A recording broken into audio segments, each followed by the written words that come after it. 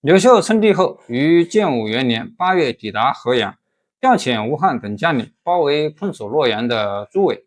朱伟担心刘秀因杀兄之仇而不放过他，数月都不投降。刘秀表示，举大事者不计小怨，派人向朱伟保证，如果投降，则绝不清算，官爵可保。朱伟随后投降，刘秀履行诺言，将其封为平敌将军、扶沟侯。10月，刘秀进入洛阳，定都于此。此前于公元24年，赤眉军首领在弘农（今河南灵宝）拥立15岁的刘盆子为皇帝，并且率军攻打长安，更始帝刘玄措手不及，慌忙下令军队应战。这个时候，刘秀也在河北公开和更始政权对立，刘玄腹背受敌，走投无路，只好在公元25年9月向赤眉军投降。没过多久就被赤眉军将领下令处死。刘秀闻绿林、赤眉两大起义军发生了火并，也派邓禹西入关中，以观时变。更始政权覆灭后，邓禹不纳诸将进取长安的建议，引兵转向上郡，军至夫市（今榆林东南），北地军之马岭（今甘肃庆阳西北），安定郡至高平（今宁夏固原等郡），筹建粮食，休养士卒，相机进取，直至建武2年（公元26年）正月，此间三浦大堤，人相食，城郭皆空。白骨蔽野，赤眉军数十万大军晕在长安，不日粮草即告匮乏，只得撤出长安，西走陇右，以补充粮草。邓禹才趁虚引兵入长安，结果赤眉军为割据陇右的魏敖所败。恰是严冬，逢大雪，坑谷皆满，士多冻死，赤眉军数十万大军只得东归，再次折回长安，并击败了进驻那里的邓禹军，迫使其退出长安。邓禹退至高陵，但此时的赤眉军也遭受了极大的消耗。见邓禹的西征军不利，刘裕遣冯异前往关中，代替邓禹指挥西征大军。冯异到后，邓禹联合冯异部与赤眉再战，结果再次大败。冯异只率少数人弃马步行，才得以逃回到霍坂。而邓禹则败走宜阳，冯异收拢归散的部下，坚壁清野，待机再战。不久，冯异军与赤眉再次大战于萧底（今渑池西南），双方均倾纵而出，一直大战到太阳平西。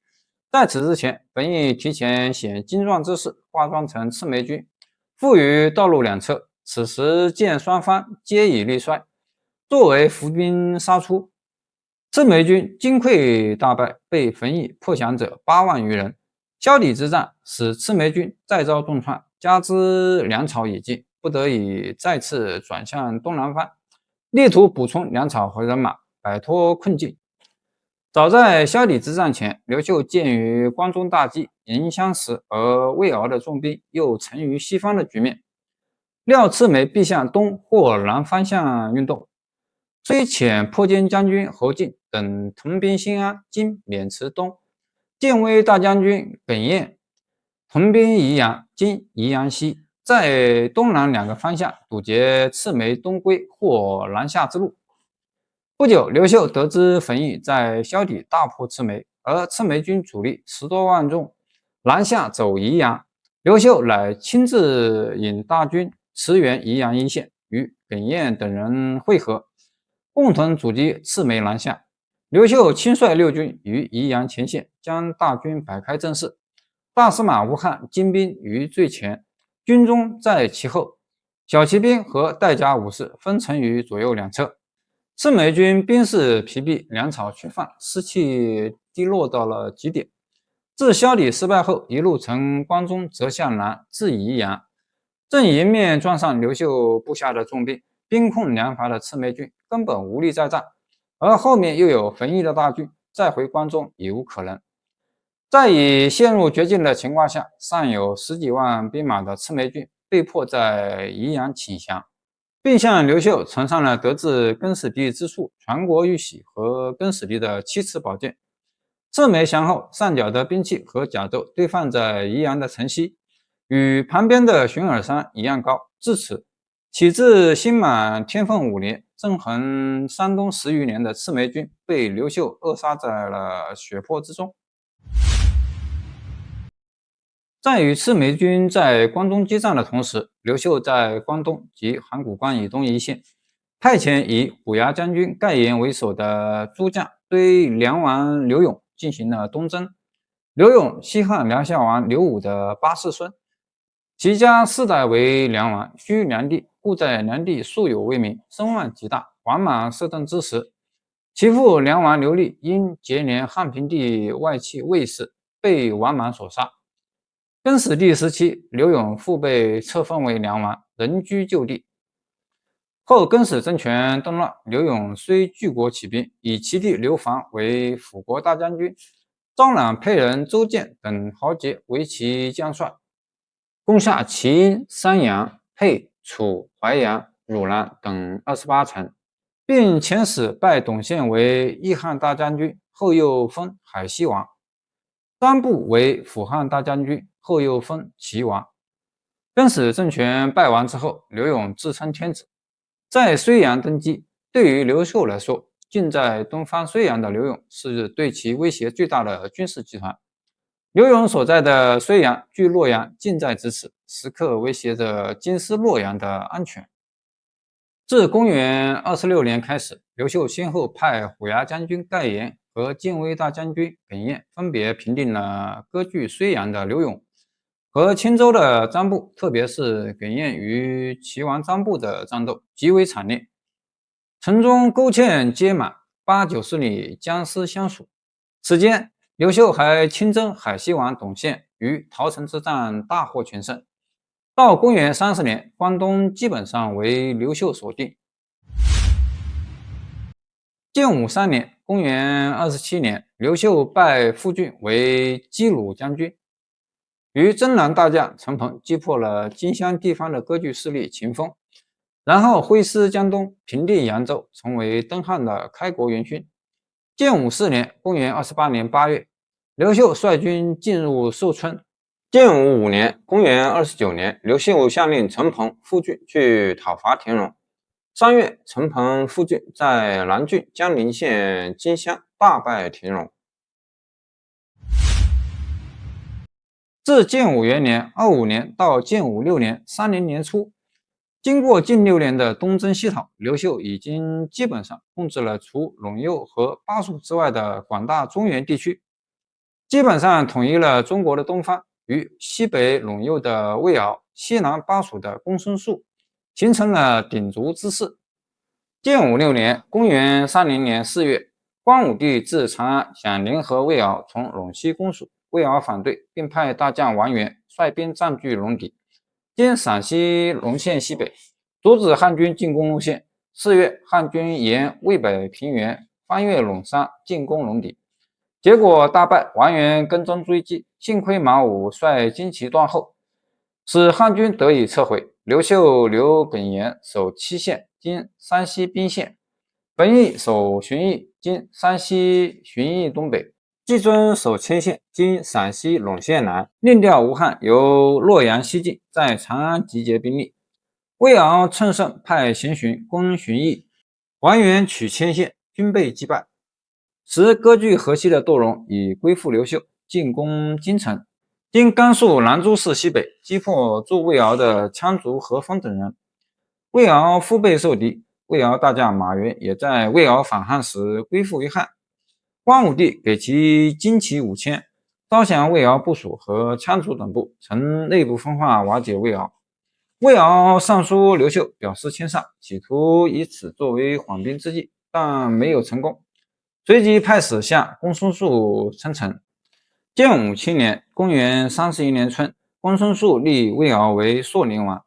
出兵援陇。魏敖亲率步骑3万出西线进攻安定郡，郡治高平，今宁夏固原；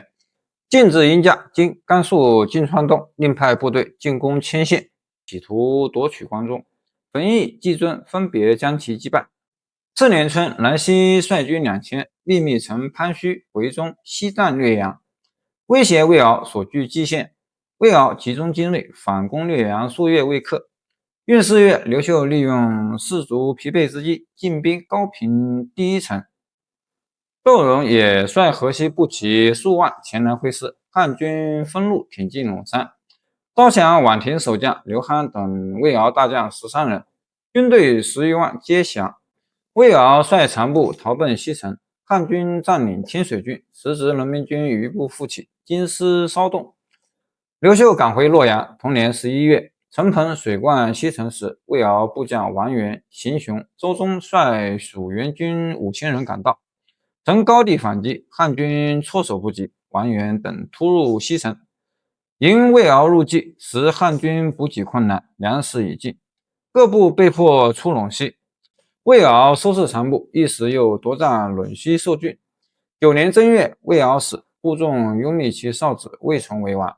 建武10年，公元34年8月，耿彦寇寻，攻破高平第一城。10月，来西盖延攻破洛门，王元只身逃奔公孙述，魏存等投降，陇西至此平定。平复陇西之后，刘秀即从南北2个方向对益州的公孙述展开攻势。建武11年，公元35年3月，大司马吴汉率荆州兵6万，马5000匹于荆门与陈鹏会合，沿长江西上入蜀。来西盖延率驻军自陇西南下，攻河池入蜀。南线陈鹏军溯江西上，攻克荆门，俘虏陈训，斩杀任马，田荣退守江州，经四川重庆市北。陈鹏遂由三峡长驱直入江关，沿途军线皆投降归附，大军直破江州。建武11年，公元35年6月，北路来西军大败王元、黄安军，攻破下汴，经甘肃成县西北，河池挺进蜀中。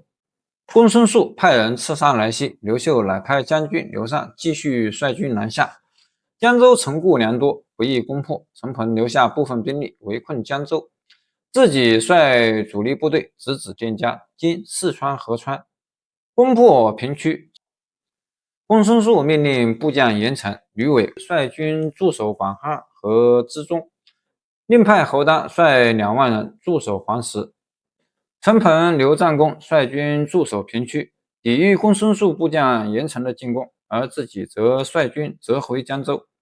溯江西上，西破黄石，占领武阳，经四川彭山东，进攻广都，经四川成都市南。公孙述派人刺杀陈鹏，刘秀命吴汉率兵3万赶到前线，接替陈鹏指挥。建武12年，公元36年1月，吴汉在于附近，经四川眉山岷江渡口，击败公孙述的将领魏党和公孙永后，随即包围了武阳，歼灭蜀援军5000余人，西上再破广都，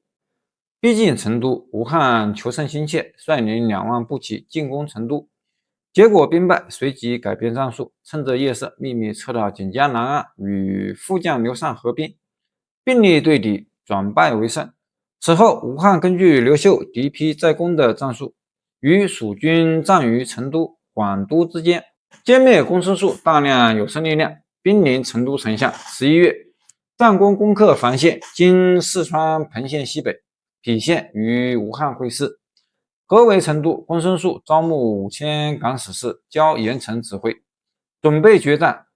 严城在四桥经四川成都市南郊大败吴汉，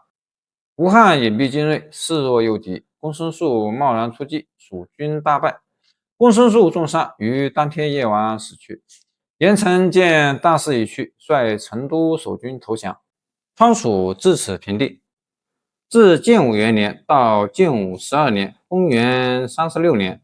刘秀登基后用了12年的时间，终于平定天下，使得自新满末年以来，四分五裂、战火连天的中国再次归于一统。